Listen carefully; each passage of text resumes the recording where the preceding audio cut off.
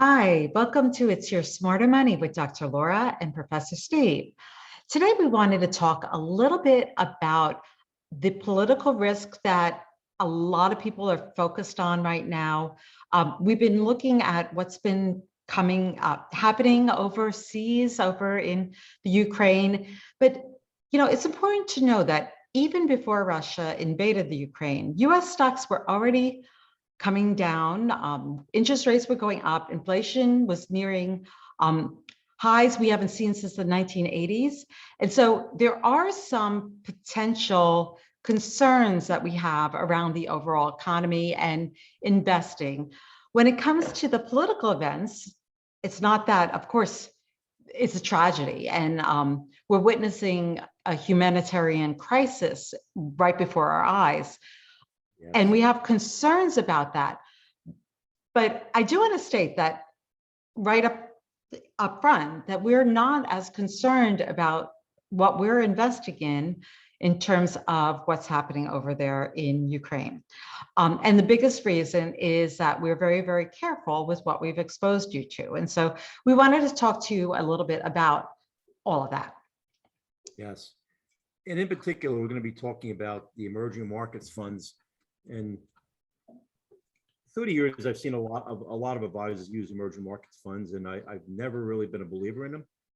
And I think in part because I was always concerned with some of the countries these funds invest in, and the political risk that exists. And political risk isn't something that can be quantified mathematically. Like we talk about risk in terms of volatility, and that can be quantified mathematically. Political risk can't be quantified mathematically. It's something I call event risk. Suddenly a bad event occurs in a country, and you could really be at risk of losing a lot of the money that's invested in that country because of that one event. In particular, now we've seen this happen with Russia invading Ukraine, and most of the world has turned Russia into practically a disease. They don't want they're employing sanctions on them. They don't want to accept rubles. The ruble plunged, by the way, to be almost worthless. It has recovered, by the way, though. But funds that had money in Russia have experienced a much greater decline in value than funds that did not. Steve, Okay, so I'd like to just add, if you don't mind, when we talk sure. about political risk associated with other countries, there are other countries in the world who follow similar rules that we follow. They have similar values. They have similar Yes. approach to how do they do commerce in their countries. The countries that we're most concerned about are the countries that don't seem to be playing by the same rules that the US is playing with. And we're not certain that they're going to be making decisions that are consistent with how we think a country should behave. So for example, they don't disclose necessarily what they're doing. They're not as transparent. We don't know. Could if you had ownership in a business in some of these countries, could the actual governing body take over that business? Because in the US, we don't believe that would ever happen. Nationalize it. So these are the questions that we have and the problems that we have with these countries. And that's why we believe there's political risk beyond what we're normally comfortable with. And a lot of this political risk stems from the fact that in many of these countries that we're talking about, power resides in a very, very few number of people. And there are very few checks and balances like we have here in the United States, and a lot of the European countries have. They have a constitution, they have court systems. There's checks and balances that prevent one person from acquiring massive power within the country and basically doing what they want to do. For example, Putin is a case in point. He basically decided on his own to invade the Ukraine. And from what we can see, he's surrounded by yes men who are not even telling the truth really about what's going on.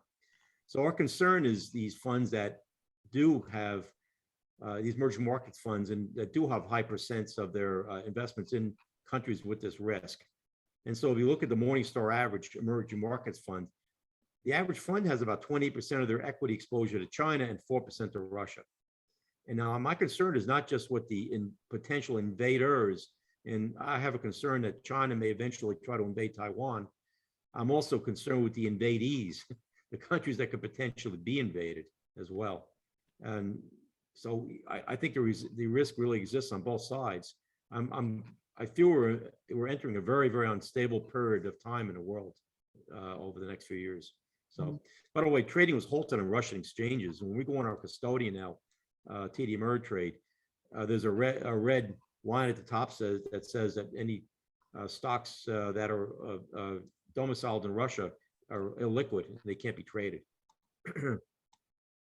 So, as I mentioned, these are some of the countries of concern. Russia, they've been ostracized from the rest of the world, and there's talk of them defaulting on their debt. I'm not sure where that stands right now, but they were talking about making debt payments in ruble, which on some of the debt will be considered tantamount to default.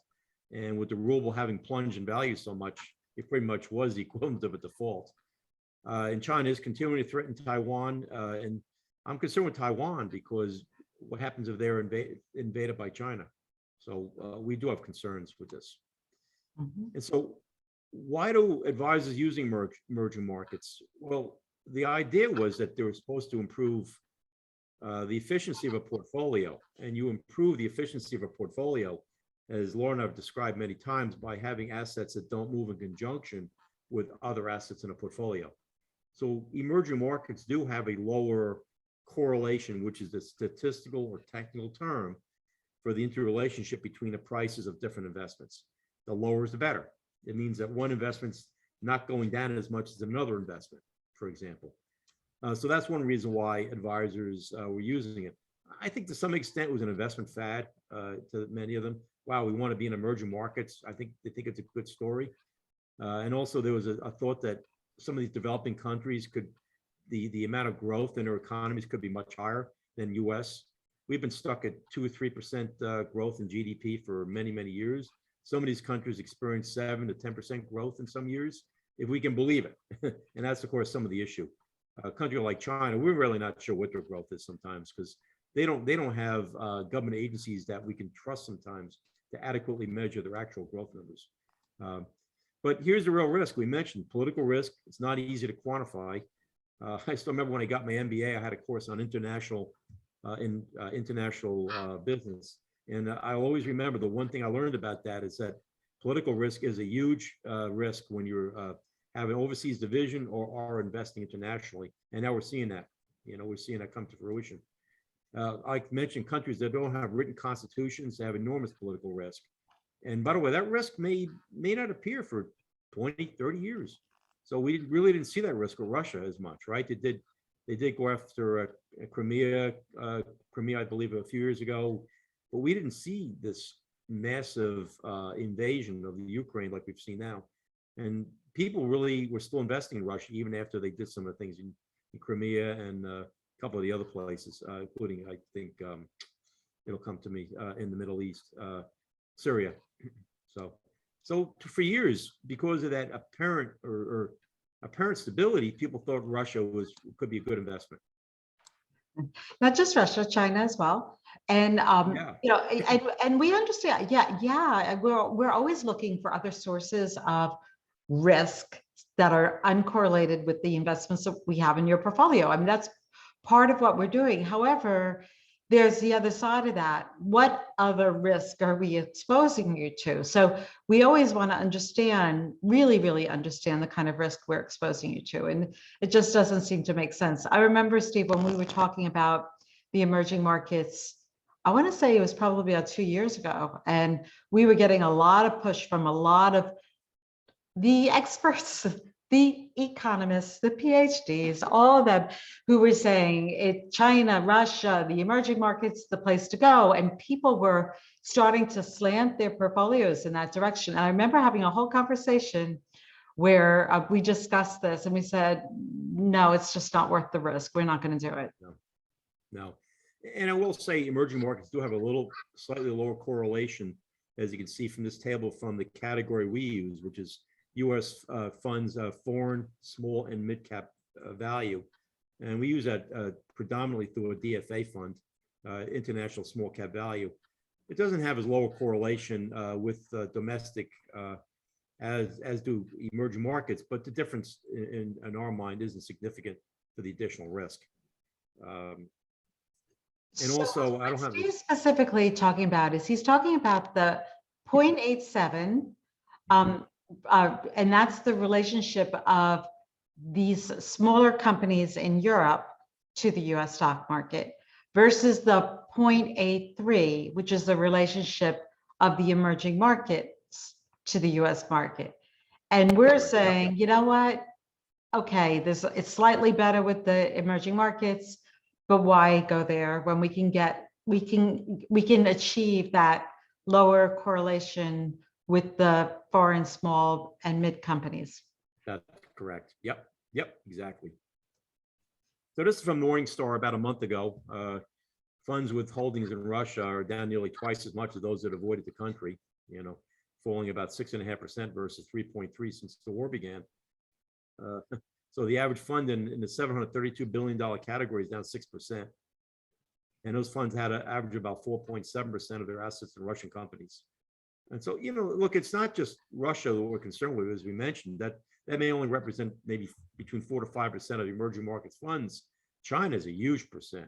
And I just have great concerns with respect to China. You have a slide on that too. Yeah, right there. Yeah. And we see here, this is from the Morningstar category.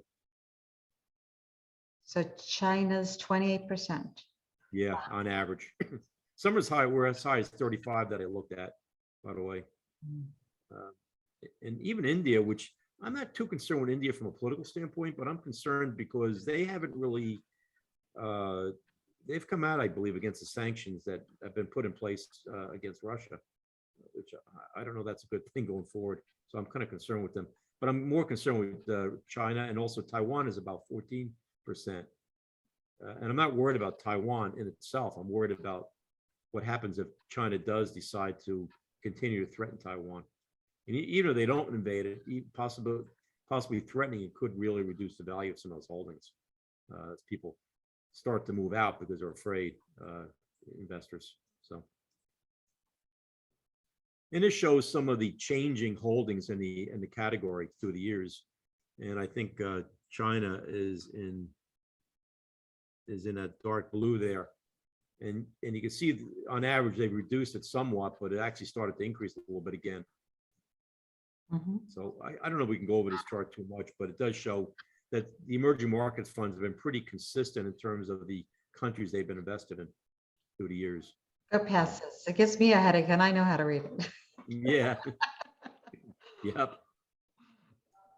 And so here we compare your international holdings versus some the average emerging markets bond fund, and also the average emerging markets equity fund. So we do have foreign bonds. We have foreign bonds to the DFA International Bond Fund, and also the SPDR Bloomberg International Treasury Bond Fund. Now that fund did have a small percent in Russia, about 0.5%, and has about 4.7% in China. And that is a concern, and we're going to be monitoring that. And we may just decide to move out of that completely, even for that, because of that small percent. But the DFA International Bond Fund has 0% in any of these three countries here. And now when we get into the average emerging markets equity fund, we showed you these numbers earlier. The average is 4% in Russia, 20% in China, and 14% in Taiwan. The DFA International Small Cap, which is our principal international small holding, has pretty much 0 in each of those countries. The 0.3% in China, it's so tiny, I'm not concerned about it. And the Templeton, which we are actually starting to move away from because we're not happy with the performance of late, it had very little in Russia and only about 3% in China. But it does have about 10% in Taiwan. All right. And also our international large holdings, the iShares Core, MSCI, EAFE, and the Vanguard FTSE Developed Markets Fund ETFs, pretty much 0 in Russia and Taiwan, and only tiny percents in China. So we don't see a big potential impact there in almost all of our international holdings. Okay. So, I think here's some of the lessons I think can be learned from this in general. You have to be careful with emerging markets funds because that event risk, which you can't quantify, it could take years for that to appear. I mentioned that. And I think that because of that, I've seen this before, and the potential for a risk that could be out there that doesn't appear leads advisors and investors into a false sense of security. And they think, gee, it's been fine for 20 years. It could be okay. But suddenly that risk appears. And emerging markets equity funds have averaged slightly over 5% for the last 10 years, which is not great return. And our categories average over 8% over the last 10 years.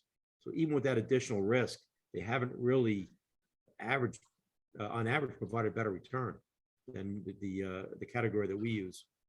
And so we mentioned that Laura said it well, the diversification benefit for emerging markets is only slightly better than foreign small mid.